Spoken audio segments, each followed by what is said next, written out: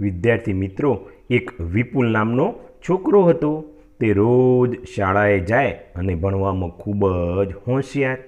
રોજ એમના સાહેબે આપેલું લેસન રોજ કરી લાવે અને અક્ષર પણ બહુ જ સારા હતા. તો બેને એક દિવસ પૂછ્યું કે વિપુલ, તું સરસ મજાનું લેસન કરી લાવે છે, તો તારા ઘરમાં ભણવા માટેની કઈ કઈ વસ્તુઓ છે?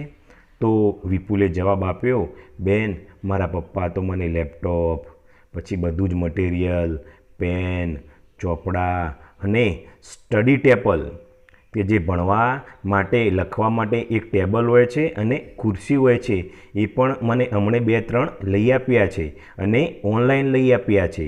તો બેન કે કેવા હોય છે? એના ઉપર બેસી લખવાની અને ભણવાની બહુ જ મજા પડે. હા બેન, બહુ જ મજા પડે એના ઉપર તો, અને ખૂબ જ આરામથી આપણે લખી શકીએ છીએ. તો બેન કે વિપુલ, મને બતાવને આ સ્ટડી ટેબલ કેવા હોય છે?